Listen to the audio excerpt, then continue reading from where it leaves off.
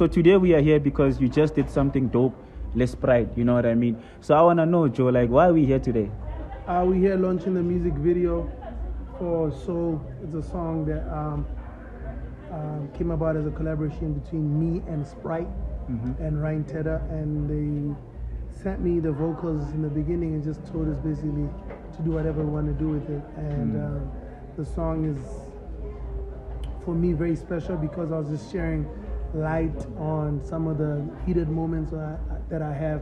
You know, we're always sharing the bright side, you know, and all the good stuff. So sometimes it's good to just share that side and give a little bit of light on that. You know, it gives a lot of people motivation just to know that, you know, they're not alone, and that, you know, someone they might admire or someone that they might be motivated by also has some downs. So that's why I appreciate and like the song that much. And, you know, like Sprite has always been that brand that always has supported hip hop, you know, even back in the day, you know, Drake was one of the first guys to do like really, really big campaigns. Yeah. And now, you know, you're part of that. You know, is it something that you've always wanted to do, or were you surprised when you got the call? And what does this mean for you? Surprised. I don't know if I was surprised. I was excited. I feel like, you know, just keeping a clean brand and staying out of trouble, and as much as you can, or as much as I can, and just building the equity of my brand has proven to be fruitful. You know, there's a lot of things that I have managed to stay away from, and you know, big brands like Sprite are confident enough to work with me because they know that, well, I'm sure they are confident that they won't wake up to a disaster. So when a call like that comes, it's a good tap on the shoulder to say, you know, you're doing a good thing. Carry on just doing your thing. So I was very excited about it. I was crossing my fingers that it would actually come through, because we get a lot of brands that hit us up. And I mean, for us, I think actually 80% of the people who hit us up you know, end up being clients. But you know, sometimes you hear about a possibility, and when it doesn't happen, it's disappointing. So I had my fingers crossed, and I'm glad that we signed on the dotted line. Yeah, you actually answered one of my follow-up questions, which I was going to ask you. You know, like every year we see you collaborate with a brand, you know, and I was going to ask you, like, you know, like, why do you think that happens? And I think you partly answered that because you said that, you know, your brand is clean. Yeah. But it's like, yo, man, you know, these brands always want to give you money, you know, like, why is that? You know what? You need to have good management. I have good management, Bridge Entertainment. It's not that brands always want to give you money. It's that brands are trying to get eyes. Brands are trying to get to the people. Brands are trying to create a bridge. And when you build a great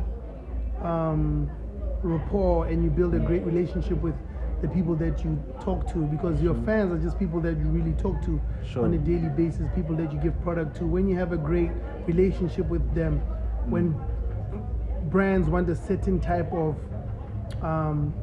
audience, you know, they go to a certain type of caliber of artist, of influencer, and yeah, man, and that's how it happens. It's not that brands are trying to give you money, it's just they're trying to talk to a certain type of people, and you happen to talk to the same type of people. And working with, here's the thing about also working with brands, when brands see you work with other brands and they see the type of ROI they get from working with you, it builds a reputation, and it's easier for other brands to come and work with you. So that's why it's very important to take every single opportunity to work with a brand serious, whether you're getting paid 2,000 Rand, whether you're getting paid 15 million Rand, you never know. Like, you have to take every opportunity serious, and you have to give it your all and make sure that, you know, the client is not just happy but impressed by you know, your work, because we started with small stuff and we built all the way to working with a big client as Sprite. You know, we didn't start yesterday. You know, we're not newbies on this thing. We've been doing this for a while. That's dope, man. It's interesting that, you know, also, you know, they just don't want you to just be out there and be the face. You're also doing music as well.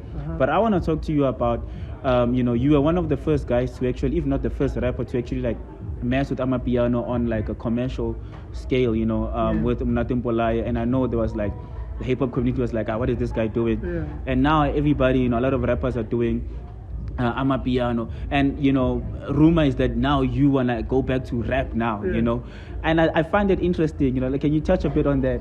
You know, there's a song called "Good for That" where I say I do what I want. There's nobody bigger, you know. So I wake up and I do what I want. When I was doing my piano records, it was not because it was popular.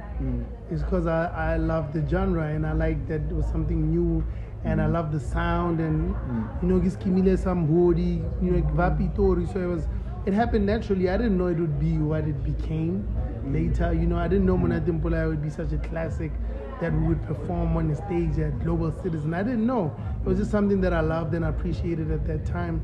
And now I want to rap. And so I woke up and I was like, actually, I just want to rap now, you know. I don't feel like making dance music, and that's what I'm doing now. So you never know what happens tomorrow, but that's what happens when you're the boss and you don't have anyone telling you what to do. Boss moves. Speaking of boss moves, you know, you yourself, you know, you're getting endorsement deals from brands.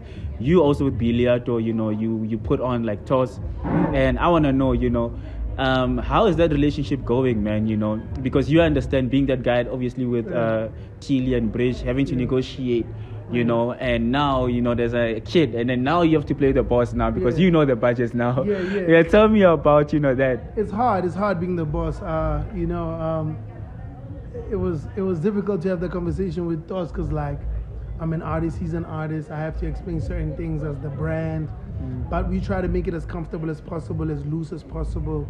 You know, it's not one of those contracts where he has to post bill out every 3 days. Like, it's not like that. It's just like, this is your brand, have fun with it, do what you want to do with it. Just, you know, don't put us in jeopardy. And that's how it's been going. We're very happy with him. The announcement, the poster was crazy. You know, a tribute to Tupac. And yeah, we've been very happy with working with Dos. It's the beginning of the relationship. Hopefully we'll do more things. Yeah, man. And you know, you also put local brands on. You know, we know that, you know, you and Lexa are very close. You know, you guys, you know, announced the 100 million rand deal, man. You know, how is that going? Are you guys close to the 100 million? Have you made it? What's happening? You never know. We did a lot, but all I can say is I don't regret working with Lexa from the beginning. He took a chance, and it's been very fruitful. We went from just making shoes, now we're making clothes. You know, ROF is now growing in a premium direction. You know, our next capsule will be more premium. We want to move away from the mass market and also just differentiate between drip and Root of Fame, you know, because the brand now stands on its own. So as far as the numbers, you know, I'm usually the guy who has to say the numbers, and like Lexa had to explain to me, it's like, it's a different type of business. It's not music where you can just tell people how many copies you've sold and they celebrate it. You know, with retail, you kind of have to concentrate on just building the brand, and that's how you communicate through product. You don't communicate through aspiration and success and how we do it with music. Just communicate through product. So we're doing very well. Okay. Yeah. No, they just said we're out of time. But lastly, I just want to say, every year you're doing something, you know, fill up, boxing. I know summer's approaching. I know you're going to announce something. What are you doing? Give us an exclusive. I'm dropping an album. That's what I'm doing this year. That's the big thing for me. I think I've done too many things. The past decade, I've been doing this for 10 years, man, you know. So this year I just decided I wanted to make music. I might be fighting, but, you know, that's not the big thing for me. The big thing is the album that I'm dropping on the 28th of July. Hopefully all the samples are cleared then, and I have a lot to say. Calmly though, you know, I'm not fighting, but I feel like it's time for me to just talk my talk, you know what I mean, and just put it properly. It's like, you know, people forget. I'm Cassper Nyovest. Sure. Yeah. I know. Thank you, Doug. Thank you, bro. I know. We out.